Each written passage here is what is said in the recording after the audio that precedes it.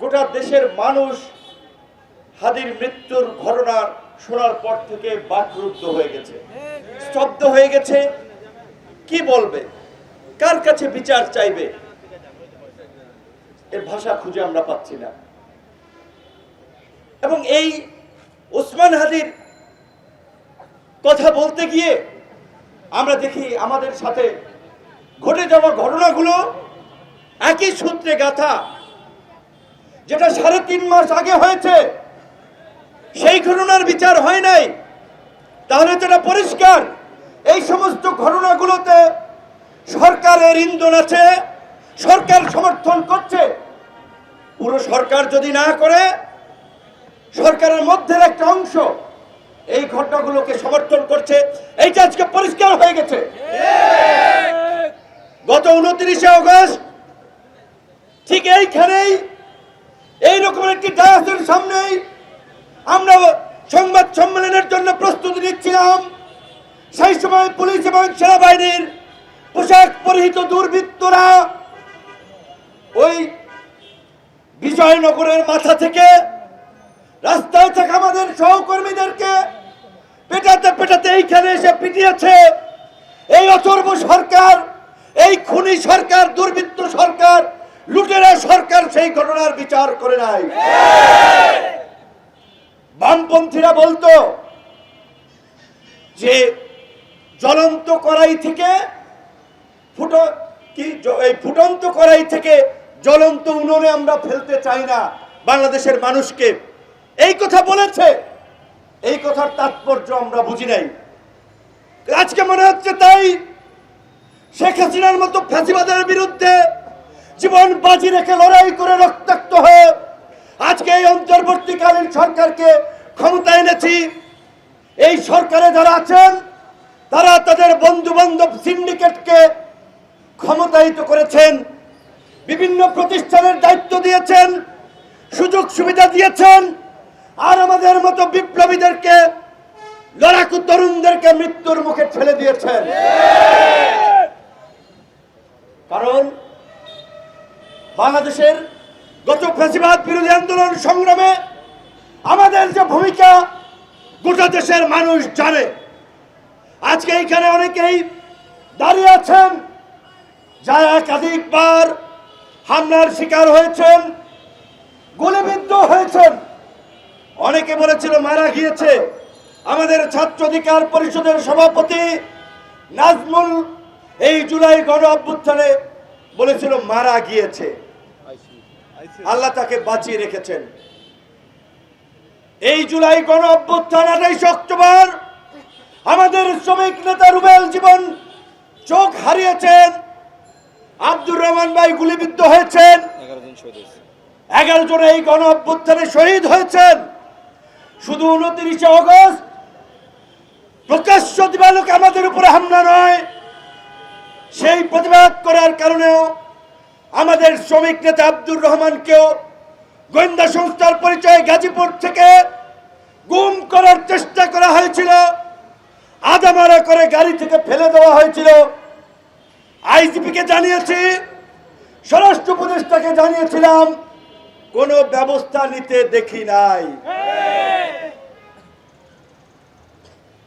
তাই আমাদেরকে আজকে অত্যন্ত উদ্বেগ উৎকণ্ঠার সাথে বলতে হচ্ছে, আমাদের সাথে যা কিছু ঘটছে, আমাদের উপরে যা হচ্ছে, এইগুলো সরকারের মধ্য থেকে ইন্ধন দেওয়া হচ্ছে। আজকে হাদির মৃত্যুতে যখন আমরা গোটা জাতি বাকরুদ্ধ, সেই সময় আমরা দেখেছি রাতেই মব সৃষ্টি করে পত্রিকা অফিসে অগ্নি সংযোগ করা হয়েছে, ভ্যান্ডালিজম করা হয়েছে। সিনিয়র সাংবাদিক নুরুল কবিরের মতো ব্যক্তিত্ব শেখ হাসিনাও যার গায়ে হাত দেওয়ার দুঃসাহস দেখায় নাই। এই দুর্বৃত্তরা নুরুল কবিরকে হেনস্থা করেছে, আপনারা দেখেছেন। কেন করেছে?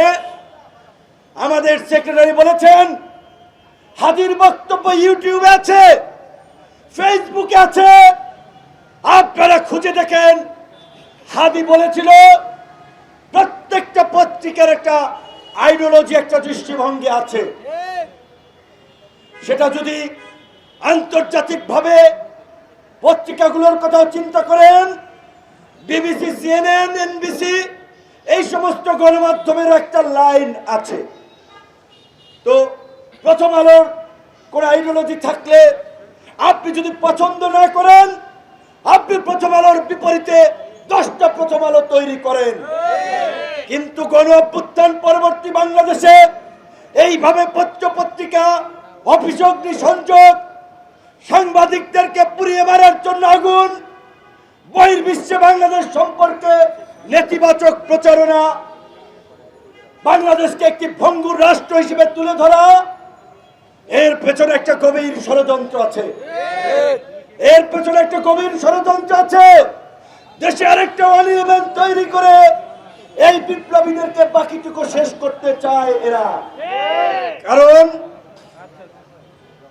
যদি আরেকটা 1-11 তৈরি হয়, প্রথমে ওই উদীয়মান তরুণ বিপ্লবীদেরকে বিনাশ করা হবে। যেমনি ভাবে 1971 সালের 14ই ডিসেম্বর বাংলাদেশকে মেধাহীন করার জন্য বেছে বেছে বুদ্ধিজীবীদেরকে হত্যা করা হয়েছিল। কাজে এই ষড়যন্ত্রকারীদের অপতৎপরতা সম্পর্কে আমাদের সজাগ থাকতে হবে, চোখ কান খোলা রাখতে হবে এবং পরিষ্কারভাবে এই অপকর্ম যারা ঘটিয়েছে তাদেরকে বিচারের আওতায় আনতে হবে।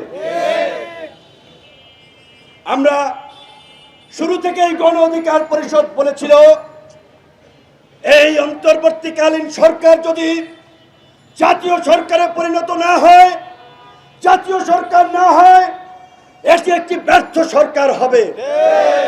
আজকে 15 মাসের মাথায় তাই হয়েছে।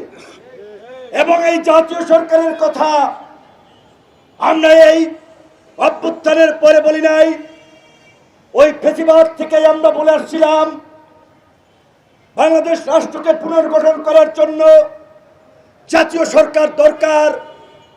আমাদের কথা সেই সময় শোনা হয় নাই। আজকে তথাকথিত ছাত্র উপদেষ্টারা তারা সর্প হইয়া দংশন করে, ওজা হইয়া ঝাড়ে। তারা আজকে রাজপথে বক্তব্য দেয়, লাশের বদলে নাকি লাশ নেবে, দেখে নেওয়ার হুমকি দেয়। তো আমরা জানতে চাই, ভাইয়েরা, বন্ধুরা, তোমরা যখন 15 মাস সরকারে ছিলা, জুলাই গণ অভ্যুত্থানকে সুরক্ষিত করার জন্য, জুলাইয়ের আকাঙ্ক্ষায় দেশ গড়ার জন্য কি করেছো? তোমরা আজকে বলছো ফ্যাসিবাদীরা আস্ফালন দেখাচ্ছে, দেশকে বিপর্যয়ের দিকে নিয়ে যাচ্ছে।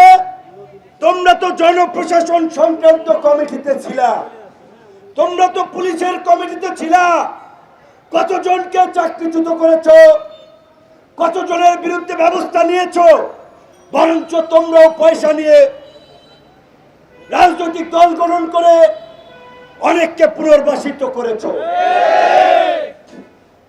এটা সহজ না। ইংরেজি একটি কথা আছে, it's easy to say but difficult to do. বলা সহজ, করা কঠিন।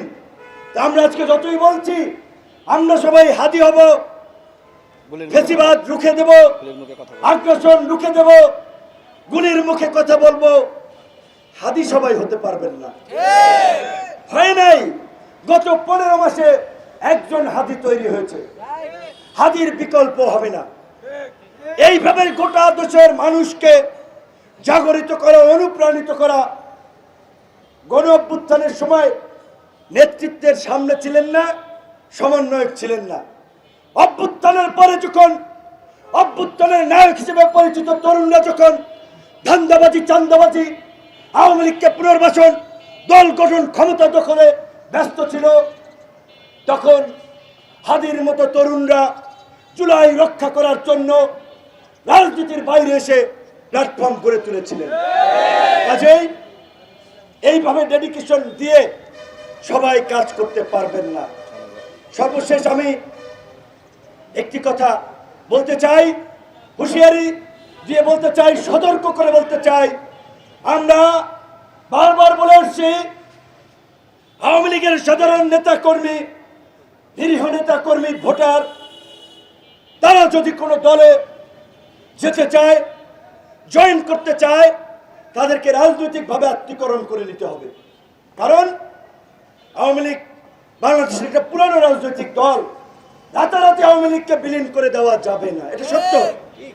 তো এখন আওয়ামী লীগ যারা করে, তারা যদি আপনার সাথে রাজনীতি করতে আসতে চায়, সেটা বিএনপি বলেন, জামাত বলেন, সমস্ত দলে আপনারা নেন, তবে যাচাই বাছাই করে নেন।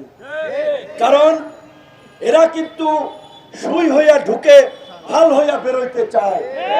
কাজেই এই যে আজকে আমাদের আশেপাশে থেকে যারা আমাদেরকে নিয়ে ফাঁদ তৈরি করছে, আমাদের ক্ষতি করার জন্য বাসে ঢুকছে, এটা খেয়াল রাখতে হবে। এবং একই সাথে আজকে আমরা বারবার বলি এই সরকারকে, এই সরকারের যেমন কিছু ভালো দিক রয়েছে, তেমনি কিছু চরম ব্যর্থতার দিক রয়েছে। সবচেয়ে ব্যর্থতা হচ্ছে স্বরাষ্ট্র মন্ত্রণালয় এবং আইন শৃঙ্খলা পরিস্থিতির ব্যর্থতা। এই ধরনের পরিস্থিতিতে চিহ্নিত অপরাধী এখন যারা গোপনে গোপনে মিছিল মিটিং করছে, রাজনৈতিক তৎপরতা চালাচ্ছে, এদেরকে চিহ্নিত করে গ্রেপ্তার করা দরকার। ঢালাওভাবে উমিদ্দার সুমিদ্দার ধরলে কিন্তু কাজ হইবে না। আজকে নির্বাচন নিয়ে সংশয় তৈরি হয়েছে, নির্বাচন থেকে প্রার্থীরা নিজেদেরকে গুটিয়ে নিচ্ছে নিরাপত্তা সংকটের কারণে।